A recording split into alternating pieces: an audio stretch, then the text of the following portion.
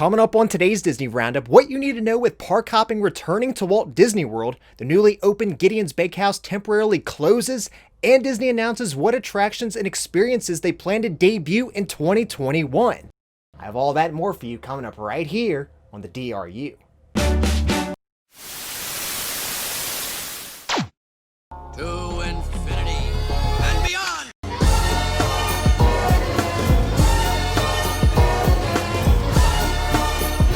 I'm in the mood to help you, dude. You ain't never had a friend like me.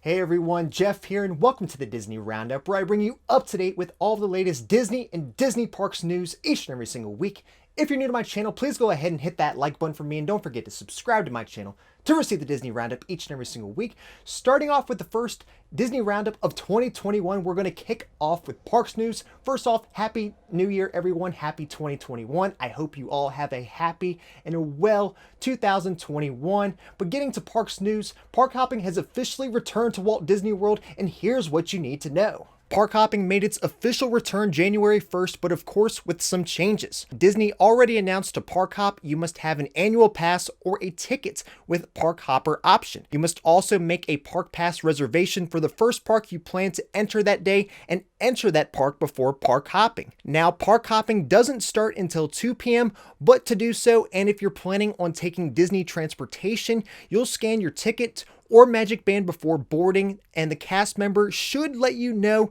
if the park you wish to hop over to has reached its max capacity. You can also check on the My Disney Experience app for that as well. Originally, it seemed like for park hopping, Disney made it out that you could only go to one other park if you chose to at 2 p.m., but that is not the case. You can go to as many as you would like during their open hours. A reminder though, for Hollywood Studios, guests who plan to park hop there at 2 p.m. cannot join a boarding group to ride Rise of the Resistance. Boarding groups can only be joined by guests who select Hollywood Studios for their park pass reservation.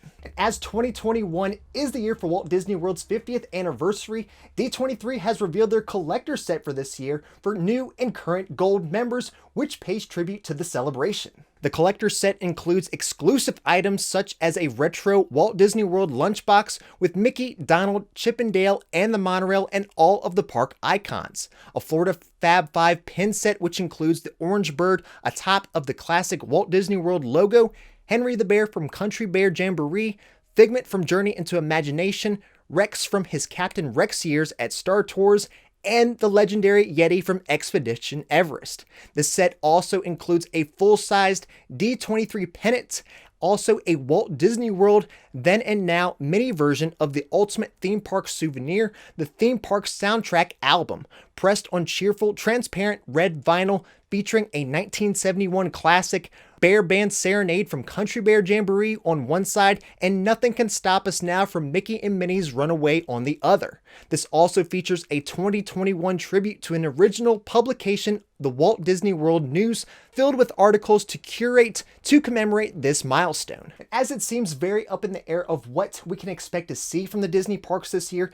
D23 has put out a post of attractions and experiences coming to Disney parks this year. Over at Disneyland, pending its reopening date, Disney is planning to open Avengers Campus at California Adventure, and of course showing the recent preview, the reimagined Snow White's Enchanted Wish. For Walt Disney World, all that's mentioned is coming to Epcot, which of course is Remy's Ratatouille Adventure coming to the France Pavilion expansion, and the new nighttime spectacular Harmonious. So of course the big ones left out here are Guardians of the Galaxy Cosmic Rewind Coaster and Tron Light Cycle Run coming to Magic Kingdom. From what it looks like too, Tron could be far off from being finished now, as the building to where you enter the indoor portion of the ride is now boarded up. So someone already expected that neither of these would be ready in time for October 1st, the official start of the 50th, but now it's hard to say, especially with Tron, if it will debut during the year's celebration. One thing I'm surprised that wasn't mentioned on here was the Star Wars Galactic Star Cruiser though, as it was said to be a priority project for Disney Parks experiences and products months ago. No mention of that on here or even in Disney's recent 21 Things to Look Forward to post for 2021, so this could also join the list with Tron and Cosmic Rewind to debut at a later date. It will be interesting though to see what all Disney has planned in store for us this year, especially for being Walt Disney World's 50th anniversary. Let me know what you're looking forward to the most coming in 2021 to Disney parks though in the comments down below. And after spending 40 years with Walt Disney Imagineering, the great Joe Rohde has officially retired. As announced back in November, Rohde declared he would be retiring January 4th of this year, while also sharing his time and experiences over his tenure. In a post in Rohde's honor, Imagineer Zach Ridley shares a photo of Rohde's boots, which he wore on the grounds of some of his well-known projects. On the boots, they have on them some of his biggest Disney projects, including Disney's Animal Kingdom and Aulani Resort. Ridley says the boots will be sent to the Walt Disney Archives to preserve for future generations of Disney Imagineers, fans, and historians. More plexiglass has been installed at Walt Disney World attractions, this time at one of Epcot's very own. Frozen Ever After was the latest attraction to be spotted with plexiglass barriers installed in the ride boats. Barriers have been installed in every row of the boats, assuming that Disney can now seat every row and reduce the wait times for the attraction. Frozen Ever After is, as of right now, the only attraction in Epcot with plexiglass barriers. The only other attraction in Epcot with separation barriers is Living with the Land, as it had plastic dividers installed into the boats for the reopening back in the summer. Now moving over to outside the parks news, the all-new Gideon's Bakehouse, which just recently opened in Disney Springs, has now temporarily closed. Last week, the all-new Gideon's Bakehouse in Disney Springs abruptly closed without explanation, leaving signs on the doors saying that they were closed.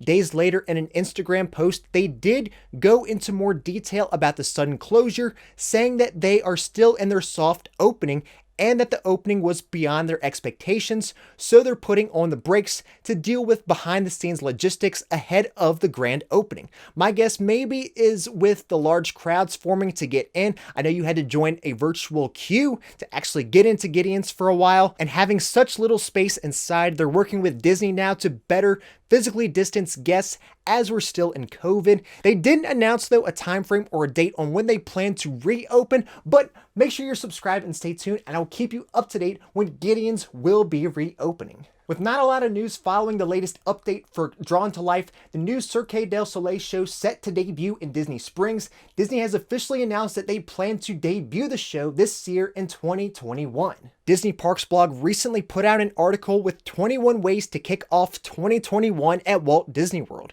Now, if you scroll to the bottom, number 21 actually includes a list of offerings to come later this year, one being for Drawn to Life. Now, Drawn to Life was originally expected to debut back in the spring of 2020, then later a November opening. Unfortunately, neither of these happened, one being because Cirque du Soleil laid off a number of employees then. No time frame or date has been announced for the debut of the show. I think, though, if possible, Disney will try to have it debut before the start of the 50th anniversary or sometime during the year celebration. Although Disney will not be including a complimentary Magic Band with a Walt Disney World stay, you can still add on a Magic Band for a slight upcharge. If you now choose to add on a Magic Band with your resort stay, the previously free Magic Bands or the ones with just a solid color are now a special pre-order price of $5. Along with this, Disney also notes that when checking out on your Magic Band order that in 2021, they plan to unveil the new offering on the My Disney Experience app that will bring features of a Magic Band to smart devices. Of course, now you can use the My Disney Experience app on your smart device to unlock your resort room. So I'm guessing other similarities added will be able to use your smartphone for park entry, FastPass if Disney decides to ever bring back FastPass, and maybe even being able to pay for those things with all of those touch points. Let me know what you think about that though in the comments down below, and if you would still use a Magic Band when going, or if you'd rather do it all on your phone. Alright everyone, well that's all I have for you for this week's episode of the Disney Roundup. If you enjoyed it, please make sure to hit that like button for me, and don't forget to subscribe to my channel to receive the Disney Roundup each and every single week. And that's all I have for you for this week, and until next time, we'll see you on the DRU.